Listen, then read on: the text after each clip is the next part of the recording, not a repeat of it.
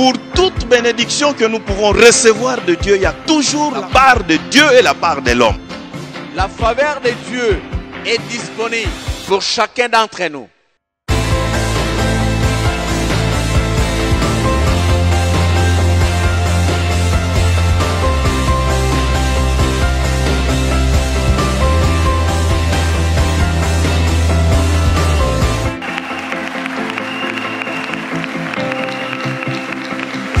Ça, il y a que Dieu dont il est faire. Livre ni de le regarder. Et l'un des vieillards me dit, ne pleure point. Voici, le lion de la tribu de Juda, le rejeton de David, a vaincu pour ouvrir le livre et ses 7 sceaux. Genèse 49, 8 à 10. Judas, tu recevras les hommages de tes frères. Ta main sera sur la nuque de tes ennemis. Les fils de ton père se prosterneront devant toi. Judas est un lion, est un jeune lion. Tu reviens du carnage, mon fils. Il ploie les genoux. Il se couche comme un lion, comme une lionne qui le fera lever. Le sceptre ne s'éloignera point de Juda, ni les bâtons souverains d'entre ses pieds, jusqu'à ce que vienne le Shiloh et que le peuple lui obéisse. C'est ta parole, Seigneur. Tu nous l'as envoyée ce matin. Nous nous disposons à l'écouter, mais surtout à le transmettre à ton peuple. Et nous comptons sur sa grâce pour que tu prennes le contrôle de ce moment et qu'il nous soit pleinement bénéfique par Christ Jésus. Amen. Acclamons la parole de Dieu. Nous pouvons nous rasseoir, s'il vous plaît. Je voudrais remercier le Seigneur qui m'accorde la grâce de revenir une fois de plus en famille et de pouvoir parler de sa part à son peuple ici. Mes remerciements vont aussi au collège des pasteurs qui a accepté le programme du district en ce 3e dimanche du mois et qui nous accorde ainsi la place pour que nous puissions édifier le peuple de Dieu. Je profite de cela pour vous transmettre aussi les salutations de notre petit troupeau, église locale Sebeko Kimboala, et je suis chargé donc de vous transmettre cela et vous pouvez le recevoir, ces salutations-là. Merci beaucoup. Que Dieu vous bénisse. Que nous, Église, nous avons à prendre au sérieux ce grand rendez-vous, ce grand événement.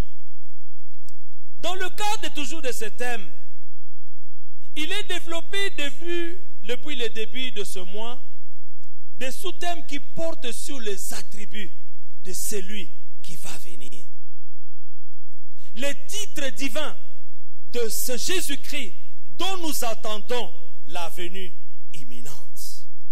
C'est à ce titre-là que vous avez été édifiés sur les thèmes ou les sous-thèmes tels que Christ, le témoin fidèle, les premiers-nés d'entre les morts, l'alpha et l'oméga, etc. Alléluia.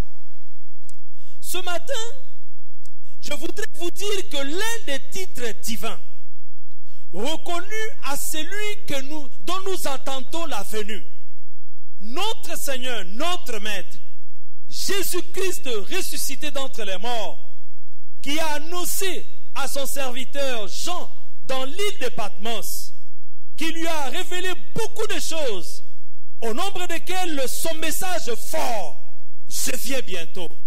Celui-là, il s'appelle aussi le lion de la tribu de Juda. Notre sous-thème, c'est cela, le lion de la tribu de Juda. Nous allons méditer sur cet attribut. Chacun de nous, d'une manière ou d'une autre, l'évoque, le proclame dans son temps d'adoration, de méditation, et je ne sais encore dans d'autres occasions. Il est bon de comprendre cela. Nous allons revenir à l'origine biblique de ce titre-là, pour que nous puissions comprendre sa signification biblique. Nous allons analyser ses implications dans notre vécu quotidien. C'est-à-dire pour nous qui vivons aujourd'hui, en quoi le titre ou l'attribut de notre Seigneur en tant que lion de la tribu de Juda peut nous être bénéfique.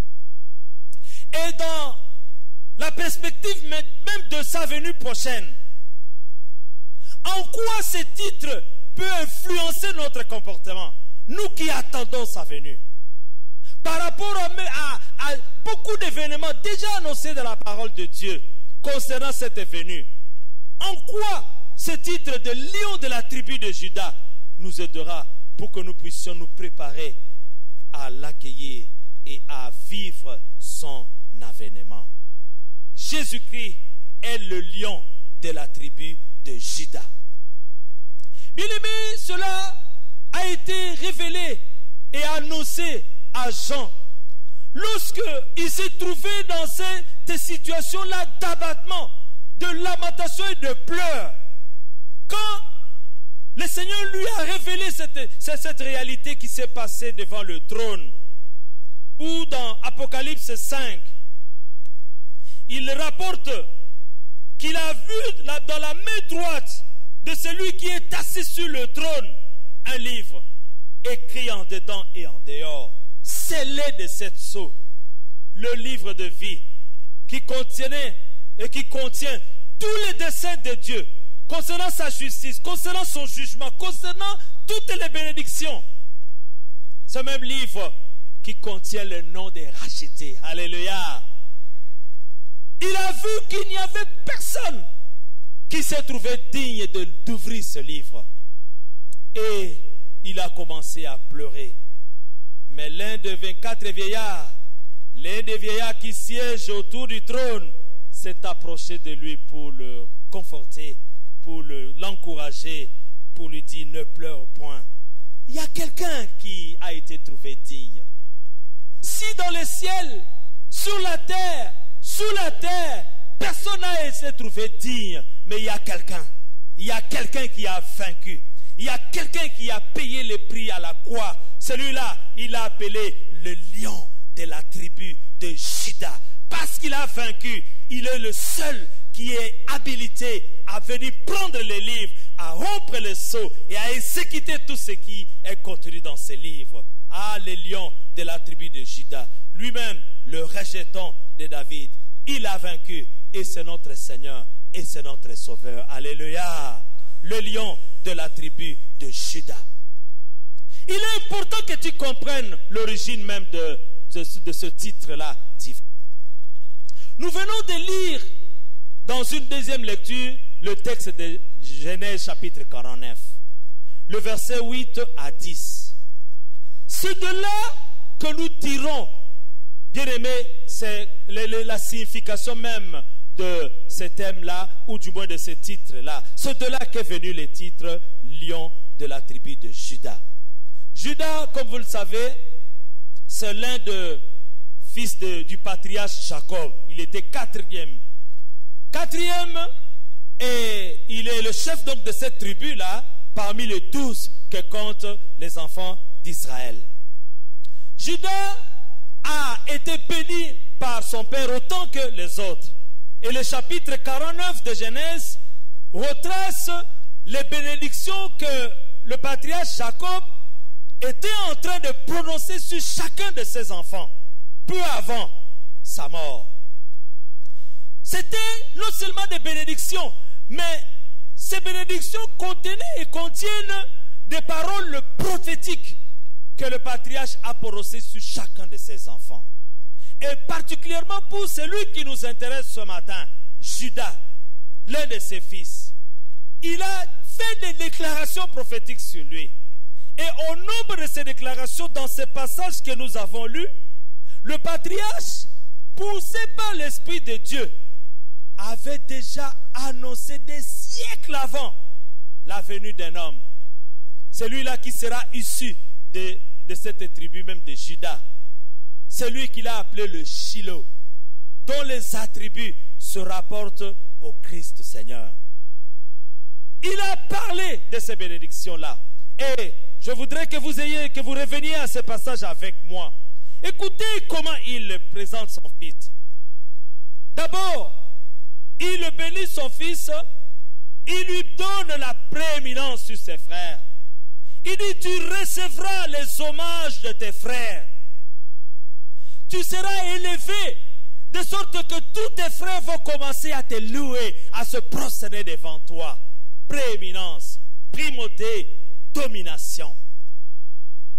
Ta main sera sur la nuque de tes ennemis. Là, il lui confère la puissance, la victoire. Et au verset 9, il le fait ressembler au lion. Il a utilisé cette ressemblance tout simplement pour refléter ce que les lions représentent pour nous aux yeux des hommes. Comme nous le savons, le lion est considéré comme le roi des animaux.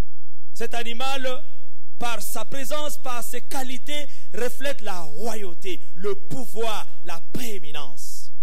Mais il n'y a pas que ça. Le lion est aussi l'image de la puissance, de la force. Cet animal est si fort, si puissant, qu'aucune proie ne peut lui résister, qu'aucun autre animal ne peut lui résister. Quand il s'élève et bondit sur sa proie, et quand il se saisit de la proie, personne ne vient l'arracher. Et là, il vient terrasser, il le dévore, il écrase tout sur son passage. Les lions, même quand il lui rugit seulement, les autres animaux, chacun cherche à se terrer, chacun commence déjà à trembler, les lions. Jacob, bénissant son fils, dit, mon fils, tu es un jeune lion, symbole de puissance, symbole de force, symbole d'autorité qu'il a reçu de son père. Et toujours dans sa bénédiction, le patriarche dit quelque chose qui est très important pour nous au verset 10. Il le bénit et il lui confie le pouvoir, la royauté. La tribu donc de Juda devait conserver pour toujours la royauté et ainsi dominer sur les autres. C'est pourquoi il dit le bâton du pouvoir. Dans le livre, dans ma Bible ici en version française, Louis II dit le sceptre ne s'éloignera point de Juda. Le sceptre ne s'éloignera point de Juda, ni le bâton souverain d'entre ses pieds. Juda avait donc reçu quoi que quatrième sur l'ordre de naissance des enfants, mais il a eu à être béni pour avoir le pouvoir. C'est pourquoi dans l'histoire même de la succession au trône des enfants d'Israël, cette tribu-là a gardé le pouvoir jusque longtemps. David est issu de la tribu de Juda. Jésus-Christ est issu de David. Donc, Jésus-Christ, notre Seigneur, est digne d'être appelé le rejeton de David, et donc il est issu de la tribu de Juda. La Bible le dit dans beaucoup de versets dans les évangiles. Ce qui nous intéresse, c'est que le patriarche annonce, il dit, tu conserveras le bâton souverain. Le pouvoir sera à ta disposition et dans ta famille, jusqu'à ce que quelqu'un vienne. Celui-là, il appelle le Shiloh. Shiloh, un terme ici d'hébreu, qui a une signification vraiment importante qui nous intéresse encore ce matin. Shiloh, de la racine hébraïque Shala. Il suffit ceci. De là, on a aussi tiré le mot Shalom, etc., etc. Le Shiloh, c'est le pacificateur. C'est celui qui donne la paix. Jésus est celui qui communique la paix. Shiloh, c'est celui à qui appartient le règne, à qui appartient la domination. Shiloh, c'est celui qui sauve, le sauveur. Shiloh, c'est celui qui est appelé à commander, à dominer, à apporter la paix, le salut et dont le règne est éternel. Shiloh, c'était prophétiquement Jésus-Christ, issu de la tribu de Juda. D'où son nom pour à la fois évoquer sa royauté, sa domination éternelle. Jacob, le patriarche, dit, le Shiloh là, tous les peuples devront lui obéir. Autrement dit, le Shiloh est appelé à exercer le règne universel, un règne sans fin.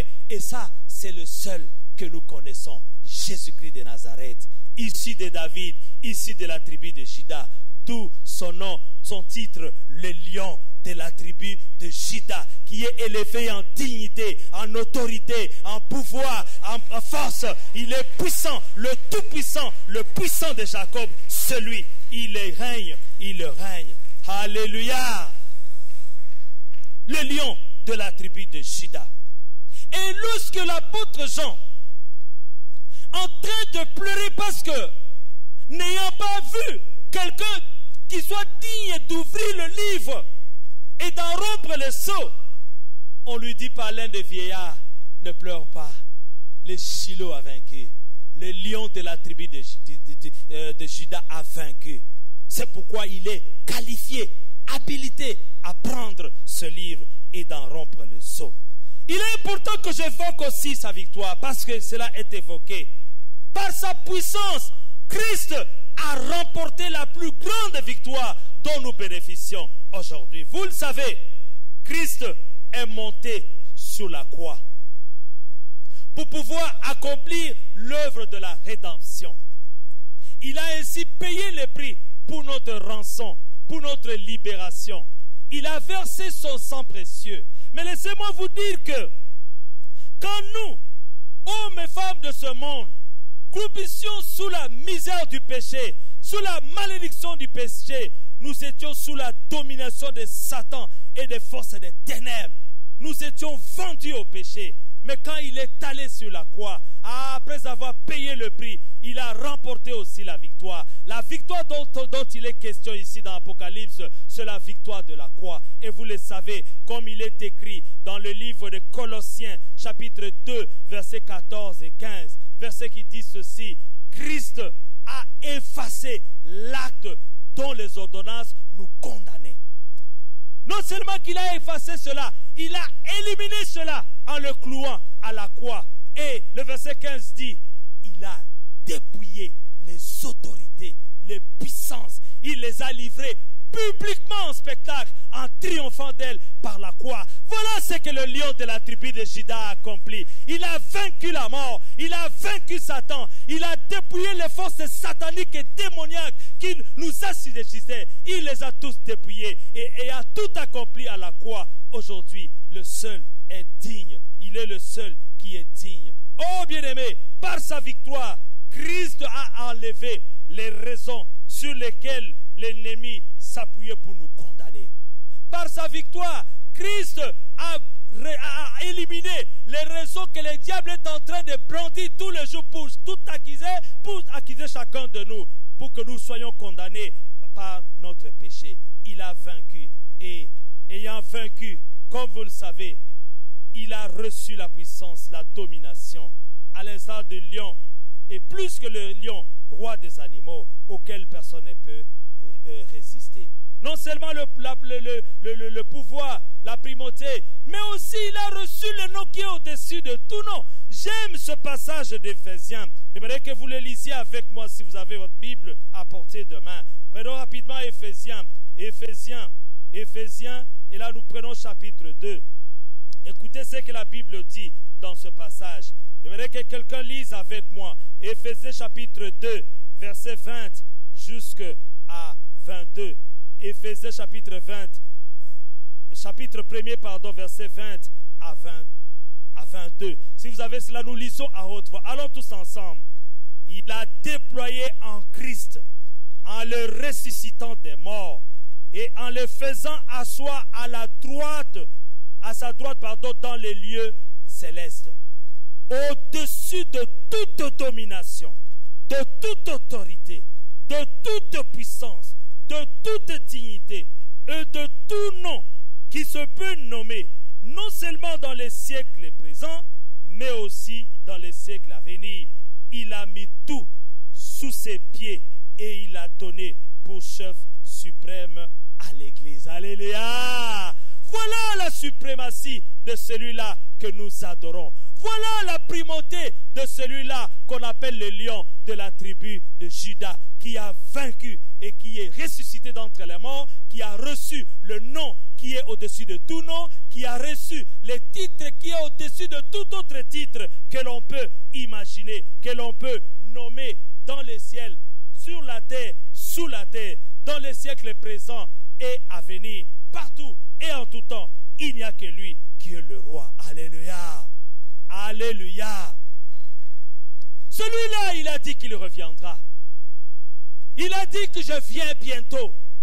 Ah, bien-aimé, lorsque nous analysons tous les événements précurseurs de sa venue, dont la plupart se sont déjà réalisés, et tant d'autres qui viendront, il est important que nous comprenions et que nous puissions percevoir même la portée de son titre en tant que lion de la tribu de Juda, dans l'attente de sa venue. Et dans notre vécu quotidien, en quoi cela peut aujourd'hui, bien-aimé, nous être vraiment utile? J'aimerais relever ce matin 3 leçons par rapport à ce titre de lion de la tribu de Juda. Ayant compris de qui il s'agit de notre Seigneur, le roi des rois, le Seigneur des seigneurs, qui est issu de Juda. Que faire? Comment et en quoi cela peut, bien-aimé, influencer notre vécu quotidien aujourd'hui? Bien-aimé, nous avons dit qu'il est le roi, le seul, l'unique. Nous devons reconnaître son règne sur nous. Et cela doit nous amener donc à vivre pour lui, à marcher pour lui, à le servir, à l'adorer, parce que c'est à lui seul qu'appartient le règne, le Shiloh. Je vous ai dit qu'une des significations du Shiloh, c'est aussi celui à qui appartient le règne. Alléluia. Aujourd'hui, le diable cherche à exercer son règne sur des hommes, des femmes, sur des familles entières, sur des nations entières. Mais nous avons la joie d'être dans les véritables. Nous devons accepter cela. Nous devons reconnaître son règne, proclamer ce règne dans notre vie, nous laisser conduire par lui, nous laisser diriger par lui et marcher toujours sous sa seigneurie parce qu'il est roi. Prophétiquement, Jacob a béni son fils. Il a dit que les fils de ton père se prosternèrent devant toi. Mais celui qui est issu de lui, il n'est pas seulement le fils de Jacob, mais il est le roi des rois, le Seigneur des seigneurs. Et il a reçu le nom devant lequel tout genou doit fléchir, le nom de Jésus-Christ. Alléluia. Il est le roi des rois, mais il est aussi le Tout-Puissant. En tant que lion de la tribu de Juda, deuxième implication. Pendant que dans notre vécu quotidien, nous sommes aux prises des attaques de l'ennemi, le diable. Lui, il agit comme un lion. Chaque jour, la Bible dit qu'il cherche qui il dévorera. Il rôde. Et là, dans ses actions, il est en train de semer la mort à gauche, semer les calamités à droite, troubler à gauche, maltraiter à droite, sévir d'une manière ou d'une autre, dans des milieux, dans des familles, dans beaucoup de domaines de la vie des gens. J'ai une bonne nouvelle pour toi. Si tu es dans ce véritable-là, tu es appelé à t'approprier le pouvoir du lion de la tribu de Juda. En son nom, tu seras vainqueur. En son nom, tu triompheras de Satan, des démons, du péché, de toutes les forces maléfiques qui peuvent s'élever contre ta vie. Alléluia.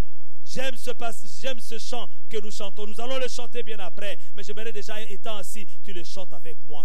Par le nom de Jésus, Dieu donne la victoire. Quelqu'un connaît ce chant, il peut chanter avec moi. Par le nom de Jésus, par le nom de Jésus, Dieu donne la victoire. Par le nom de Jésus, par le nom de Jésus, Dieu donne la victoire. Par son sang, par le sang de Jésus, par le sang de Jésus, Dieu donne la victoire. Par le sang de Jésus, par le sang de Jésus, Dieu donne la vie. Alors refrain, quand Satan nous tend un piège, c'est ce nom qui nous protège, le beau nom de la victoire. j'aimerais que les alliés acclament pour ce beau nom de la victoire. Le nom de Jésus, le nom de l'agneau de Dieu, le nom du lion de la tribu de Juda. C'est le nom de la victoire. Tu te sens combattu par celui-là qui agit comme un lion, le diable, le serpent ancien. Écoute, les lions de la tribu de Juda l'a écrasé. Ta vie est sous ses attaques de jour en jour. Tu ne dors pas paisiblement. Tu te sens bloqué, freiné, attaqué dans ta santé, dans ta vie, dans ton foyer, dans ton travail, dans tes projets. Tu sens une main noire de l'ennemi dans ta vie. N'aie pas peur, ne pleure pas. Nous avons les lions de la tribu de Juda. Par lui, nous avons la victoire. Nous pouvons donc marcher en toute sérénité. Nous pouvons marcher en toute fierté. Nous pouvons agir en son nom et comprendre que par lui, nous avons la victoire. Alléluia. Je me rappelle une situation que j'ai vécue dans mon enfance. C'était quand j'étais encore à l'école primaire. J'ai étudié avec un jeune homme dont le papa était militaire. Alors ce jeune homme-là, c'est son père qui est militaire. Jeune avec nous, dans le bas âge, moins de 10 ans encore. Alors, le gars était tellement imprégné du fait que son père était soldat ou militaire que partout où il marchait, sa conduite, son attitude, ses réactions, c'était comme les fils du militaire. Regardez comme il marchait. Quand on lui demande, comment tu marches comme ça? Papa Langaza Soda. Quand il est là, vous voulez le combattre, il dit attention, mon père est militaire. Mon père est militaire, moi je vais vous terrasser. Parce que mon père est militaire. Quand il réagissait, et nous avions peur de lui pour rien comme cela. Pour rien. Mais ce n'est pas lui qui est le militaire. Il est jeune comme nous. Mais lui, il se réfère au pouvoir de son père, à la puissance de son père. Ah, ce matin, j'aimerais dire à quelqu'un qui devant celui qui agit comme un lion tremble, croupit. Non, tu dois t'élever parce que ton père est là. Tu as un sauveur. Il est le roi. Il est le fort. Il est le tout-puissant. Par lui, tu peux triompher. Par lui, tu peux vaincre l'ennemi. Alléluia. Troisième implication. Dans l'attente de sa venue, le diable aujourd'hui est en train de sévir. Et dans sa colère, il continuera encore à agir. Dans les événements qui précèdent la venue de Jésus, il sème la peur pour attirer les hommes vers lui.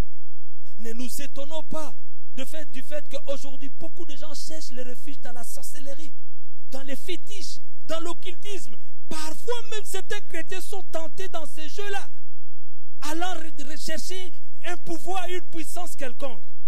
Chercher refuge dans ce qui n'est pas un vrai refuge. Nous devons annoncer l'évangile. C'est le moment où l'évangile doit être annoncé pour que les hommes et les femmes qui s'attendent aussi au retour de Christ comprennent d'abord qu'ils doivent venir chercher refuge auprès du lion de la tribu de Juda, en recevant Jésus comme Seigneur et Sauveur, en venant se protéger auprès de lui. De sorte que quand le diable se mettra à sévir, ils seront protégés parce qu'ils sont sous la protection du lion de la tribu de Juda. L'Église doit s'élever. Nous disons Jésus vient bientôt. Comment le faire? Nous avons notre Christ qui vient. Il est le lion de la tribu de Juda. Il a le pouvoir, il a la puissance, il a la force. Parlons-en. Annonçons la bonne nouvelle. Gagnons le monde pour lui. Il est celui qui veut que tous les hommes de toute nation, de toute langue viennent vers lui. Et quand ils viendront vers lui, ils trouveront auprès de lui protection, sécurité. Et le monde, quand son royaume s'étendra, là il sera content. Le diable, avant que le lion de la tribu de Juda puisse l'enchaîner, puisse écraser totalement, nous aurons attiré le monde vers lui. Bien-aimés, c'est cela ce que le Seigneur attend de nous. Ce matin donc, nous avons parlé du lion de la tribu de Juda. Titre qui a été conféré prophétiquement à Jésus-Christ, issu de la tribu de Juda. Et ce titre-là qui révèle sa royauté, sa puissance, son autorité suprême, mais aussi sa puissance, sa victoire sur ses ennemis. Nous avons dit qu'il est celui qu'on appelle le Shiloh, appelé à dominer éternellement. Et aujourd'hui, il attend que le monde entier puisse se tourner vers lui. Que faire? Nous n'avons pas à craindre. Nous devons nous référer à lui et accepter son règne dans notre vie. Proclamer son règne dans tout ce qui nous concerne. Non seulement cela, nous approprier de son pouvoir qu'il met à notre disposition. Il a dit, en mon nom, vous allez chasser les démons. En mon nom, vous marcherez sur les serpents, les scorpions, sur toute la puissance de l'ennemi. Rien ne pourra vous nuire pour pouvoir résister et pouvoir aller dans le combat contre l'ennemi. Et enfin, proclamer la bonne nouvelle. C'est de cette manière que celui qui vient, celui qui dit qu'il vient bientôt, lui, le lion de la tribu de Juda, il nous sera pleinement bénéfique par ses actions, par ses attributs, par Christ Jésus. Amen.